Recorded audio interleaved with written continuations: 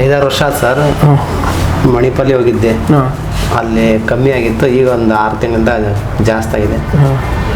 ಮತ್ತು ಆಮೇಲೆ ಇಲ್ಲಿ ಒಂದು 2 ವರ್ಷದಿಂದ ನೋಡಿದ್ದೆ, ಕೇಳಿ ನಮ್ಮ ಚಿಕ್ಕಮ್ಮನೊಬ್ಬರನ್ನ ಕರ್ಕೊಂಬಂದಿದ್ದೆ. ಅದಕ್ಕೆ ನೋಡೋಣ ತೋರ್ಸೋಣ ಅಂತ ಕರ್ಕೊಂಡು ಬಂದಿದ್ದೀನಿ ಸರ್. ಓಕೆ. ಸೊ ನಿಮಗೆ ಎಕ್ಸ್ಟ್ರೂಷನ್ ಇದೆ ಡಿಸ್ಕು, ಹೇಳಿದ್ನಲ್ಲ 3ನೇ ಸ್ಟೇಜಲ್ಲಿದೆ ಅಂತ.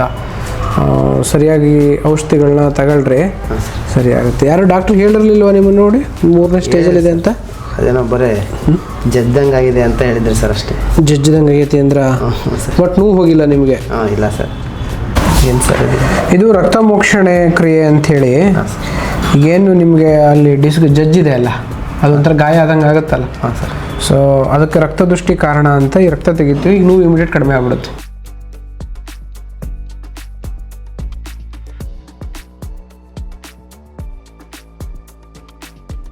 ಇವಾಗ ಹೇಗೆ ಅನಿಸ್ತದೆ? ಈಗ ಇದು ಇಂಜೆಕ್ಷನ್ ಇದು ಮಾಡಿದ್ಮೇಲೆ ಪರವಾಗಿಲ್ಲ ಅನ್ನಿಸ್ತಾ ಇದೆ ಸರ್. ನೀಡ್ಲಿಂಗ್ ಟ್ರೀಟ್ಮೆಂಟು? ಹಾಂ ಸರ್. ಓಡಾಡ್ರಿ. ಇದು ಬೆಳಗ್ಗಿಂದ ಮರ್ಮ ಚಿಕಿತ್ಸೆ ಆಯಿತು. ಹಾಂ ಸರ್.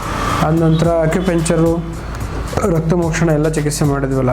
ಎಲ್ಲ ಚಿಕಿತ್ಸೆ ಆದಮೇಲೆ ಮುಂಚೆ ಇರೋ ನೋವಿಗೂ ಈಗಿರೋ ನೋವಿಗೆ ಹೆಂಗೆ ಏನು ವ್ಯತ್ಯಾಸ ಅನಿಸುತ್ತೆ? ಬೆಳಗ್ಗೆ ಬಂದ ನೋವಿತ್ತು ಸರ್, ಈಗ ಒಂಚೂರು ಪರವಾಗಿಲ್ಲ, 40 ಭಾಗ ಪರವಾಗಿಲ್ಲ 100ರಲ್ಲಿ.